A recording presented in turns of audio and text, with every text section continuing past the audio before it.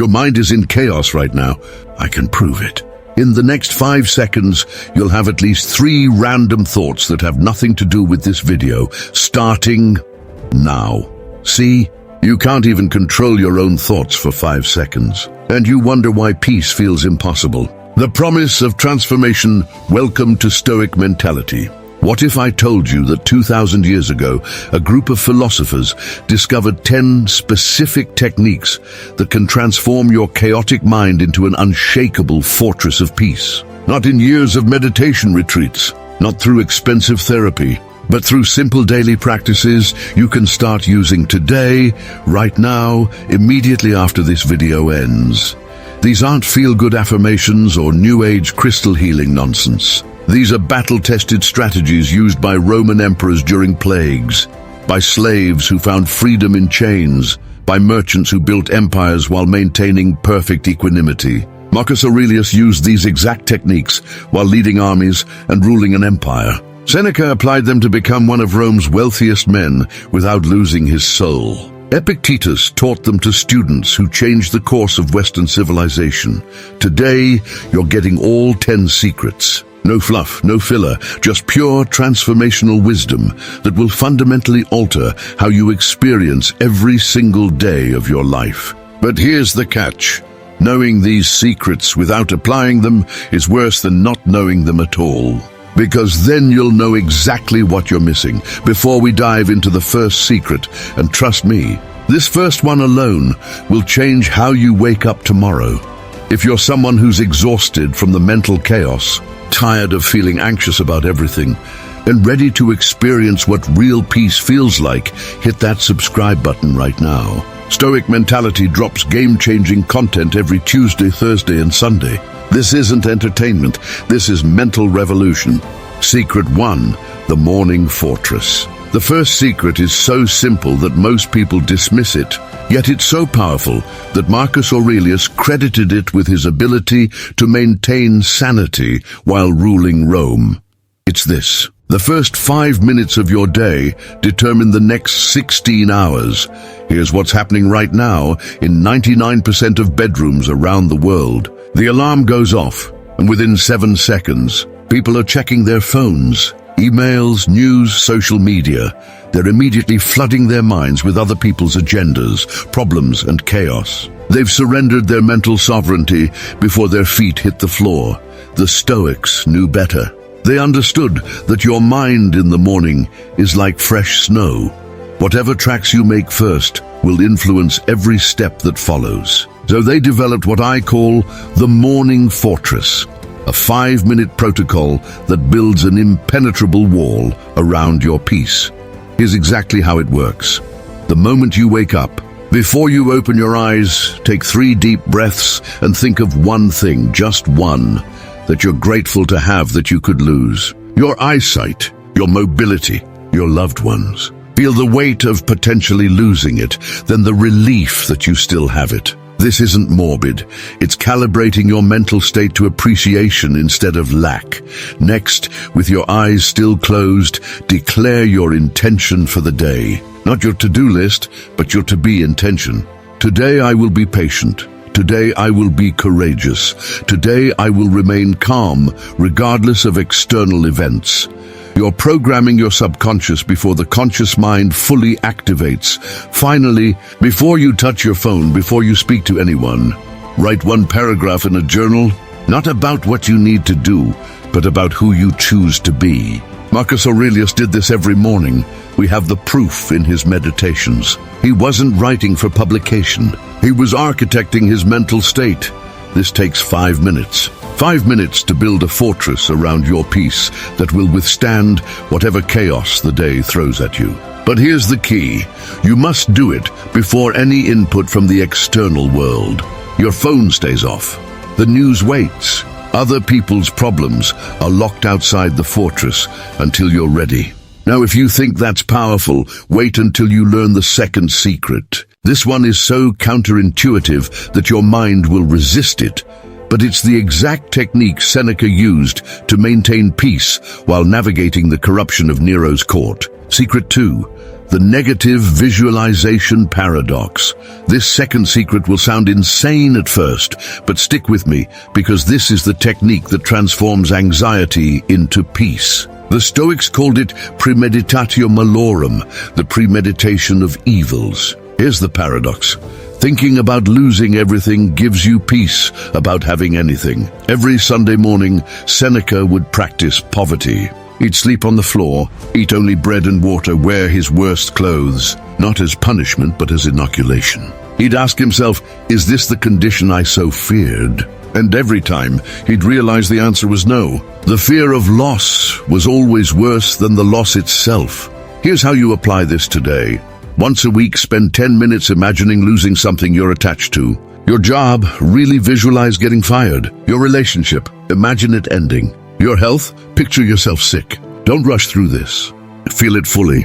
Let the emotion wash over you. Now here's where the magic happens. Ask yourself, would I survive this? The answer is always yes.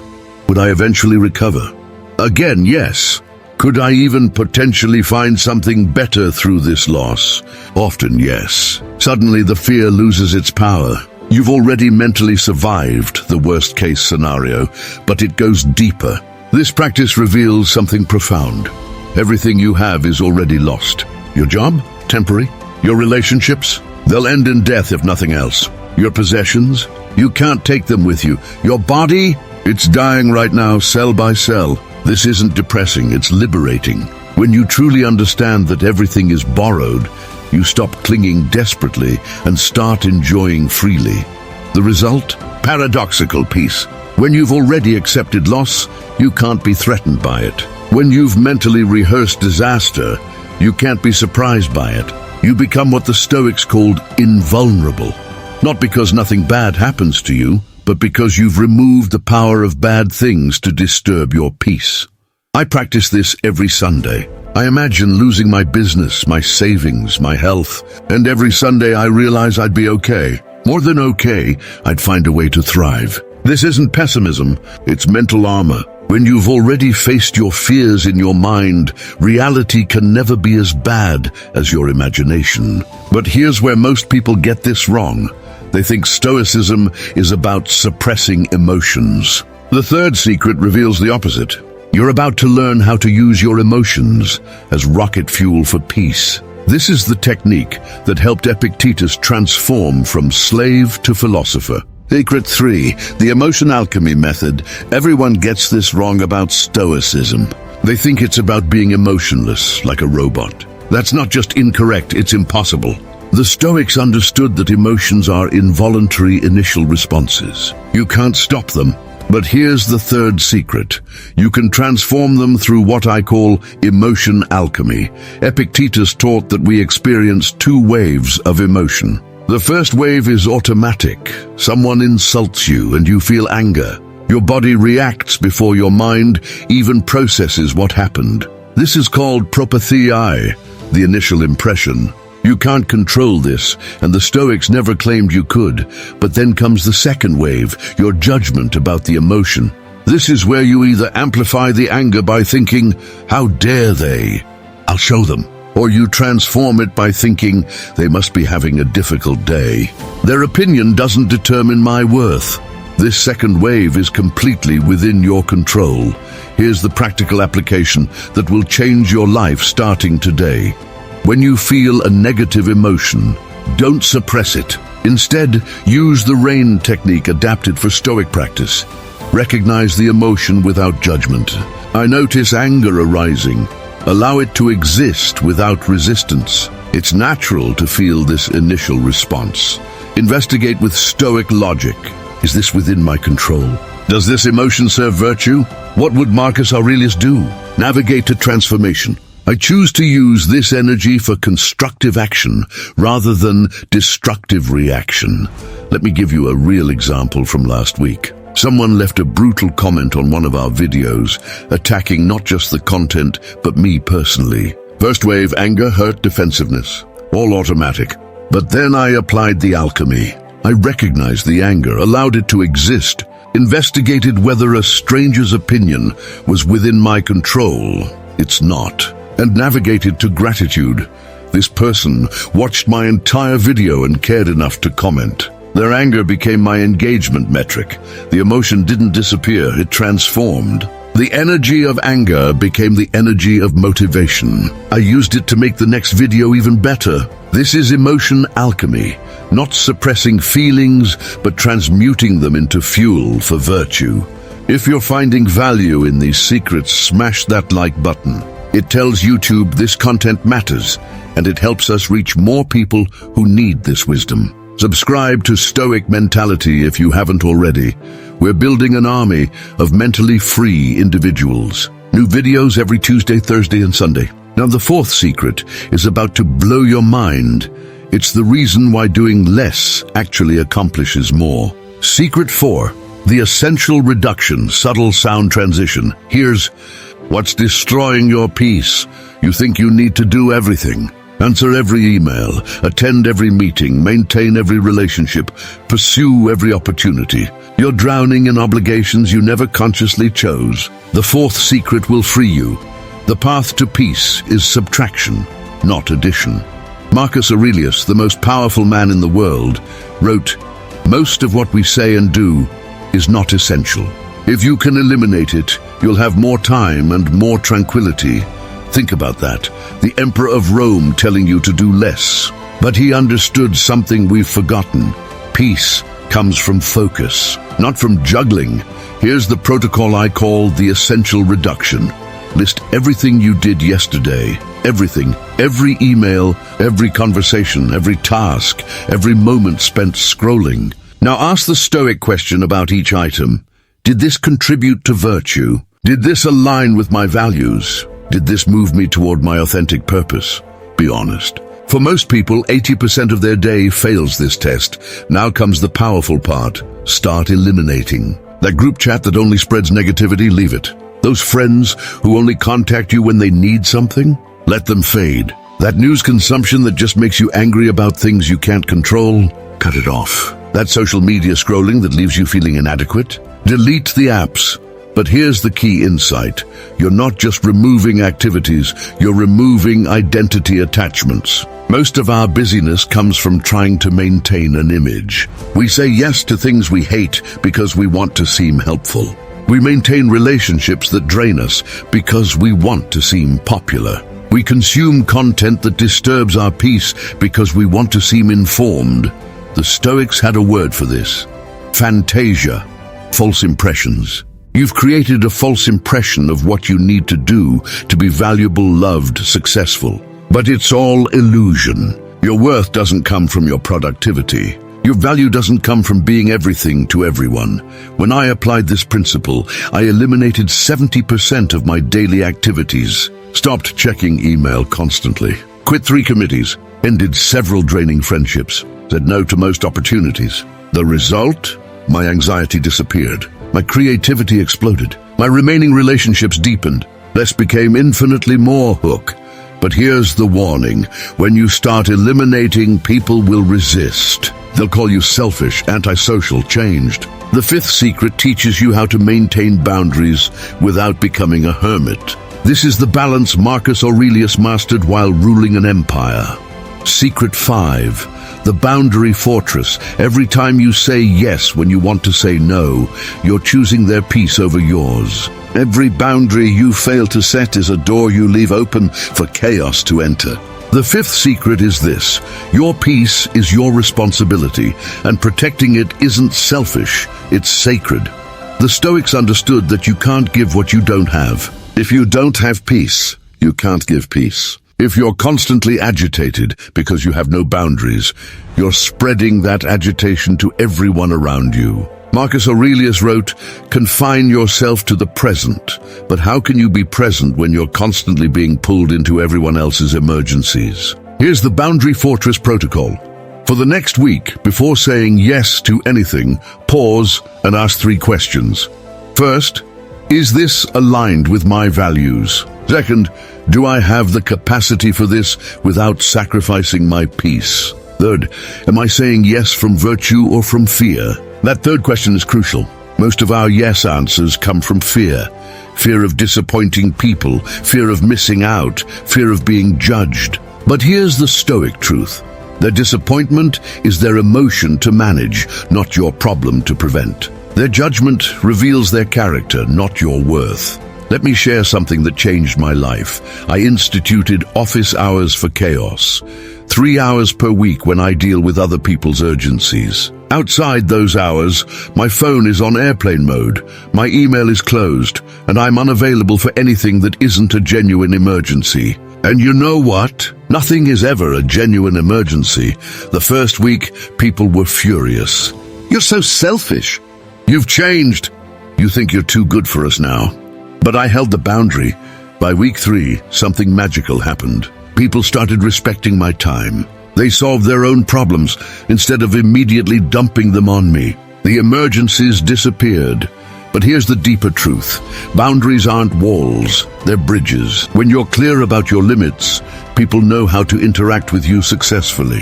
When you protect your peace, you can show up fully for the commitments you do make. When you're not spread thin, you can go deep. Seneca put it perfectly.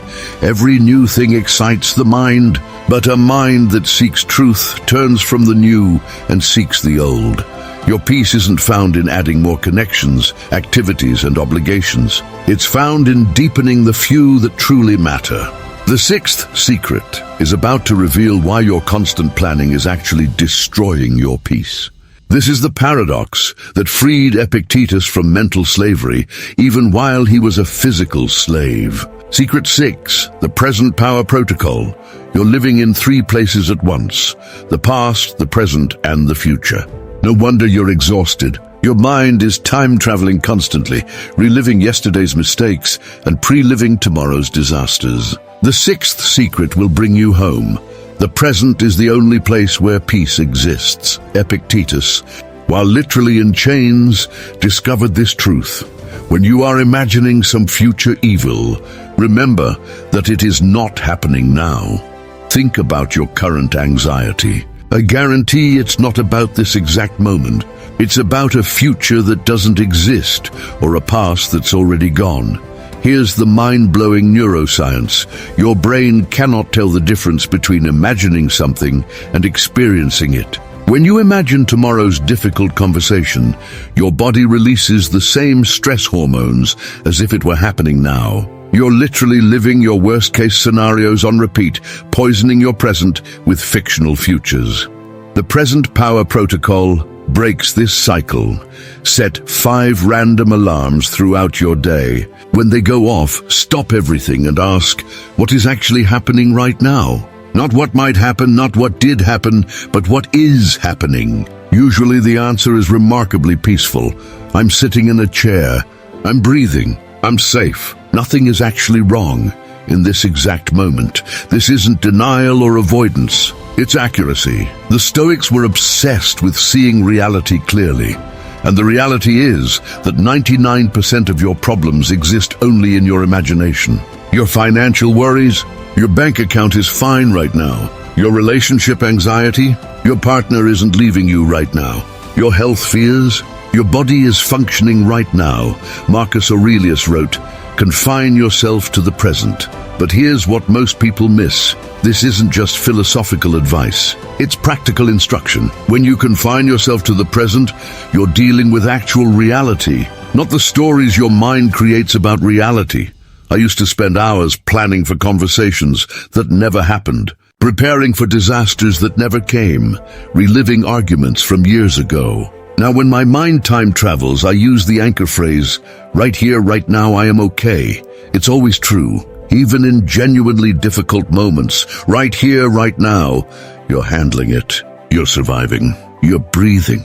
Now pay attention, because the 7th secret reveals why trying to control everything is making you weak. This is the principle that allowed Marcus Aurelius to maintain peace while plague devastated his empire and his own children died. Secret 7, the control clarity technique. You're trying to control the uncontrollable, and it's destroying your peace. The weather, other people's opinions, the economy, your body's aging, random events. You're wasting massive energy trying to influence things that don't care about your preferences. The seventh secret is the foundation of all Stoic thought, the dichotomy of control. Epictetus made it simple. Some things are within our power and some things are not. That's it. That's the entire secret. But applying it will revolutionize your life. Within your control, your judgments, your decisions, your responses, your efforts. Outside your control, literally everything else. Here's the control clarity technique that will transform your daily experience. Every morning, write 2 lists. List 1, what I control today.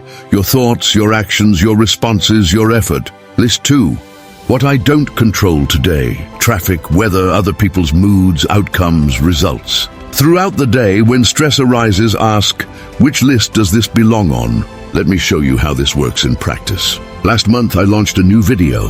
I controlled the research, the script, the editing, the thumbnail. I didn't control the algorithm, the views, the comments, the success. So I focused entirely on what I controlled, making the best video possible. The result? Peace, regardless of outcome. But here's the advanced application. Even things that seem within your control often aren't. Your body? You can influence it with diet and exercise, but you can't control illness or aging. Your reputation? You can act with integrity, but you can't control how others interpret your actions. Your emotions? You can't control the first wave, only your response to it. This isn't pessimistic, it's liberating. When you stop trying to control the uncontrollable, you have massive energy available for what you can actually influence. It's like you've been trying to push a mountain and suddenly you realize you can just walk around it. Marcus Aurelius faced plagues, wars, betrayals, and the death of children. Any one of these would destroy most modern people. But he maintained peace by constantly returning to this principle. You have power over your mind, not outside events. Realize this, and you will find strength. The moment you truly internalize this principle, your anxiety drops by 90%. Why? Because anxiety is just the feeling of trying to control what you can't control. When you stop trying, the anxiety has no fuel. The 8th secret is about to expose why your search for happiness is exactly what's preventing it. This paradox changed everything for me, and it's about to change everything for you. Secret 8. The preference power shift. You're confusing preferences with needs, and it's making you miserable. You don't need that promotion. You prefer it. You don't need that person to love you. You prefer it. You don't need perfect health. You prefer it. The 8th secret will free you. Transform needs into preferences, and watch your peace multiply exponentially. The Stoics called this preferred indifference. Things like health, wealth, and reputation are generally preferable, but they're not necessary for the good life. Virtue is necessary. Everything else is just nice to have. This isn't lowering your standards, it's clarifying your requirements. Here's the preference power shift protocol. Take your biggest source of stress right now, the thing keeping you up at night. Now complete this sentence. I prefer X, but I don't need X to have peace. Feel the immediate relief? You've just removed the desperation that was destroying your tranquility. I prefer my business to succeed, but I don't need it to have peace. I prefer people to like my content, but I don't need it to have peace. I prefer good health, but I don't need it to have peace. The moment these became preferences instead of needs, the pressure evaporated. But here's the paradox. When you don't need something, you're more likely to get it. Desperation repels. Peace attracts. When you're not needy, you make better decisions. When you're not desperate, you take better actions. When you're not attached to outcomes, you perform better. Think about dating. The person who needs a relationship to be happy repels potential partners with their desperation. The person who prefers a relationship but is complete alone attracts partners with their wholeness. The same principle applies to everything: money, success, health, achievement. Seneca was one of Rome's wealthiest men, but he regularly practiced poverty to remind himself it was just a preference. He wrote, Every new thing excites the mind, but a mind that seeks truth turns from the new and seeks the old. He preferred wealth, but didn't need it. So he enjoyed it without attachment, used it without corruption, and was prepared to lose it without devastation. If you're still watching, you're serious about transformation. Subscribe to Stoic Mentality right now. We drop life-changing content every Tuesday, Thursday, and Sunday. The 9th secret is about to reveal why your perfectionism is actually a form of cowardice. This will sting, but it will set you free. Secret 9, the progress principle. Your perfectionism isn't a high standard, it's a hiding place. You're using the excuse of "it's not perfect yet" to avoid taking action, facing judgment, and risking failure. The 9th secret will liberate you. Progress over perfection, always without exception. The Stoics had a concept called procope, moral progress. Notice it's not teleiosis, moral perfection. They understood that the goal isn't to be perfect, it's to be progressing.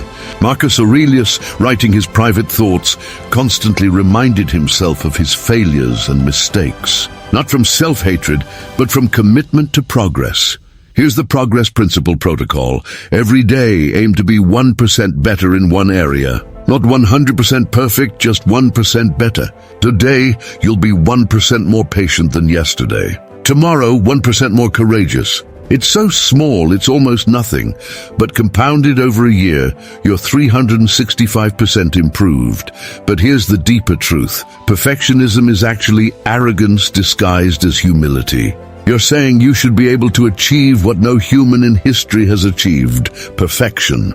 You're holding yourself to an impossible standard, not because you're noble, but because you're afraid of being judged for your real, imperfect efforts. I used to spend months perfecting content that never saw the light of day. Meanwhile, creators who published imperfect work daily were building audiences and changing lives. My perfectionism wasn't serving excellence, it was serving ego. I was more concerned with looking smart than being helpful.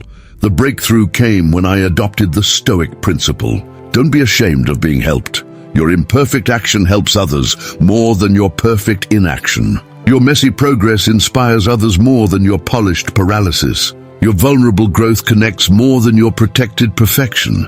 Here's what I do now. I publish when it's good enough to help someone, not when it's perfect enough to impress everyone. The result? More impact, less stress, and ironically better quality. Why? Because real-world feedback improves your work faster than isolated perfectionism ever could. Marcus Aurelius wrote, "Be like the rocky headland on which the waves constantly break. It stands firm, and round it the seething waters are laid to rest." Notice he didn't say, "Be like a perfect fortress that waves never touch." The waves hit. You get wet, but you stand firm and keep progressing. The 10th and final secret is the master key that makes all the others work. Without this, everything else is just intellectual exercise. This is what separates Stoic practitioners from Stoic pretenders. Secret 10, the daily practice discipline.